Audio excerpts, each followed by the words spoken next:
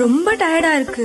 இயற்கையான டேட்ஸ், பாதாம், பிஸ்தா, cash and honey கொண்டு தயாரிக்கப்பட்ட லயன் டேட் நட் பைட்ஸ்.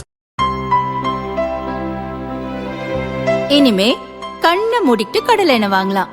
ஏன்னா மந்த்ரா கடலை எண்ணெய் இதயத்தின் தயாரிப்பு. வறுக்க, பொரிக்க, ஏன் எல்லா சமையலுக்கும் மந்த்ரா தான். மந்த்ரா கடலை எண்ணெய், அபார ருசி, ஆரோக்கியமான உடல் நலம். தமிழகம், மேற்கு வங்கம் உட்பட 5 மாநில தேர்தல் தேதியை தலைமை தேர்தல் கமிஷனர் ஞானேஷ்குமார் இன்று மாலை அறிவித்தார்.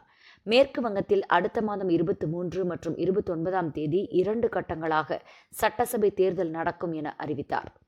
இந்நிலையில் தேர்தல் தேதி அறிவிப்பு வெளியாவதற்கு சில மணி நேரத்திற்கு முன் மேற்கு வங்கத்தில் மாநில அரசு ஊழியர்களை குளிர்விக்கும் வகையிலான அறிவிப்பை முதல்வர் மம்தா பானர்ஜி வெளியிட்டார். அதாவது, மாநில அரசு ஊழியர்களுக்கு பல ஆண்டுகளாக நிலுவையில் இருந்த அகவிலைப்படி தொகையை விடுவிப்பதாக முதல்வர் மம்தா பானர்ஜி அறிவித்துள்ளார்.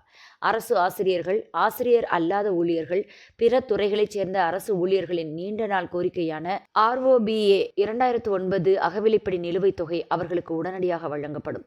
இதன் மூலம் லட்சக்கணக்கான அரசு ஊழியர்கள், அரசு உதவி பெறும் நிறுவனங்களைச் சேர்ந்த ஊழியர்கள், பென்ஷனர்கள் தங்களுக்கு உரித்தான பண பலனை பெறுவர் என மம்தா அறிவித்துள்ளார்.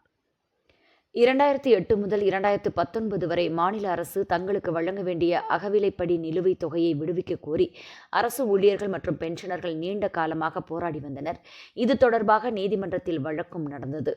இந்த வழக்கில் அரசு ஊழியர்களுக்கு சாதகமாக சுப்ரீம் கோர்ட் தீர்ப்பு சமீபத்தில் வெளியானது. அந்த உத்தரவை அமல்படுத்த வேண்டிய கட்டாயத்தில் இருந்த மேற்குவங்க அரசு மிகச்சரியாக தேர்தல் தேதி அறிவிப்பு நாளன்று அரசு ஊழியர்களை குளிர்விக்கும் வகையில் அது குறித்த அறிவிப்பை வெளியிட்டுள்ளது. இதன் மூலம் 12 லட்சம் அரசு ஊழியர்கள், பென்ஷனர்கள் பலன் அடைவர் எனவும் அரசு அறிவித்துள்ளது. மேலும் கோவில் பூசாரிகள், மசூதிகளில் தொழுகைக்கான பாங்கு ஓதுவோருக்கான கௌரவ தொகை உயர்த்தி வழங்கப்படும் என்றும் மாநில அரசு அறிவித்துள்ளது. அதாவது, இவர்களுக்கான கௌரவ நிதி உதவி மாதம் 500 ரூபாய் உயர்த்தப்பட்டு இனி 2000 ரூபாயாக வழங்கப்படும் என்றும் முதல்வர் மம்தா அறிவித்துள்ளார். அதேபோல் முண்டா, கோரா ஆகிய பழங்குடியினத்தவர், டோம் பட்டியலினத்தவர், கும்பாகர், சட்கோபே ஆகிய OBC பிரிவினருக்கான கலாச்சார மேம்பாட்டு வாரியம் அமைக்கப்படும் என்றும் மம்தா அரசு அறிவித்துள்ளது. மம்தாவின் இன்றைய அறிவிப்புகள் தேர்தலுக்கு முன் பல்வேறு தரப்பினரை குஷிப்படுத்தும் நடவடிக்கையாக அமைந்துள்ளதாக திரிணாமுல் காங்கிரசார் மகிழ்ச்சி தெரிவித்துள்ளனர்.